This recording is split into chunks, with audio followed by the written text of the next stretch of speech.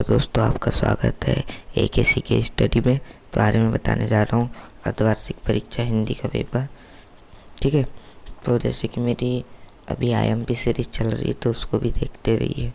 आप कोई भी टॉपिक लीजिए उस पर भी बना लेंगे और इम्पोर्टेंट क्वेश्चन तो चले ही रहे हैं। और कौन कौन से सब्जेक्ट्स के होना तो वो भी आप कमेंट करें। और आपको नोट्स चाहिए तो फिर नोट्स हमारे टेलीग्राम में मिल जाएगी AKC के स्टडी में। ठीक है, तो आज मैं बताने जा रहा हूँ अर्धवार्षिक परीक्षा का पेपर। यहीं से आधे से ज़्यादा आने की पूरी संभावना है। पूरे क्वेश्चंस वायरल भी हो रहे हैं और ये पेपर भी अभी आएगा। ठीक है, तो पहला क्वेश्चन है, कबीर ने कुमार को किसका प्रतीक है? तो ईश्वर का प्रतीक कहा है। ठीक है, फिर माता के देहांत के समय प्रेमचंद की क्या आयु थी? तो जब उसकी माता का देहांत हो गया तो उसके जो प्रेमचंद है उनकी आयु क्या थी? 11 वर्ष थी। ठीक है,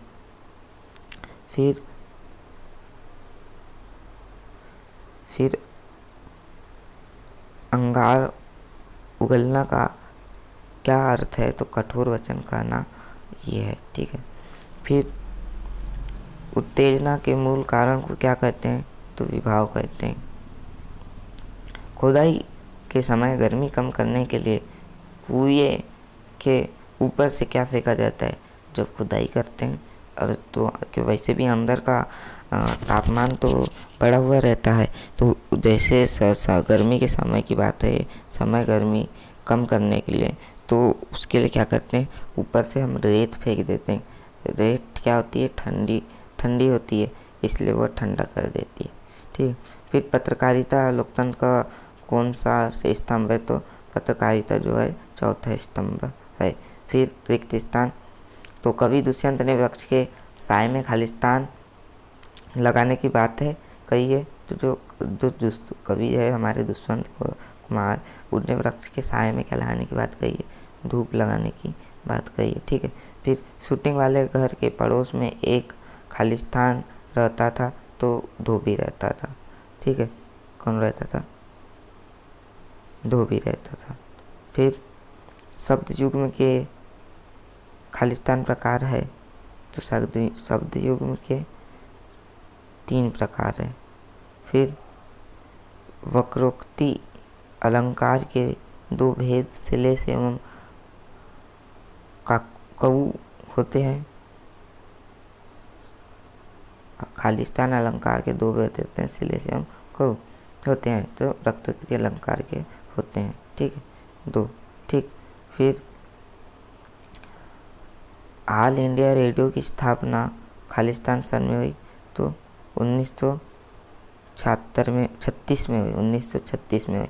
लता मंगेशकर प्रसिद्ध गायक खालिस्तान की पुत्री थी। तो जो हमारी लता मंगेशकर थी वो प्रसिद्ध गायक दीनानाथ की पुत्री थी, तब तो उनकी आवाज़ भी इतनी अच्छी थी। सही बात है। ठीक है, फिर सत्य, आपकी बंटी और महाभोज उपन्यास मन्नू भंडारी की प्रसिद्ध इसके स्तंभ है? सत्य है। ठीक, फिर प्रयोगवादी कवियों ने प्रकृति का मानवीकरण किया है? सत्य है। असत्य है, मानवीकरण नहीं किया है। फिर भाव पल्लवन को सार संक्षेपण भी कहते हैं? असत्य। फिर बिंब किसी पदार्थ का मानसिक या मानसिक चित्र होता है? तो असत्य, बिंब नहीं होता है। ठीक, फिर टिप्पणी का मुख्य उद्देश्य मामलों को लटकाना है? असत्य है। फिर तातुस का छोटा लड़का स्वभाव से संकोची था? जो तातुस है उसका छोटा लड़का स्वभाव से क्या था? संकोची था। ये बात सत्य है। फिर सही जोड़ी, तो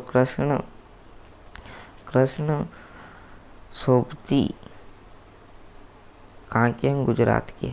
फिर चंपा ने कहा कलकत्ता पर बजर गिरे। फिर राजभाषा सरकारी कामकाज की भाषा। रोला में कितने चरण होते हैं? 4 चरण होते हैं। The diary of young girl Anne Frank, ये शायद 10वीं में भी है एना फ्रैंक का। राजस्थान की रजत बूंदे अनुपम मिश्रा। फिर नमक का दरोगा प्रेमचंद फर्स्ट पार्ट। फिर कवि भवानी प्रसाद मिश्र के परिवार में कुल कितने सदस्य थे? ये एक वाक्य का है तो 11 सदस्य थे। फिर नागार्जुन आधुनिक काल के किस वाद के कवि हैं?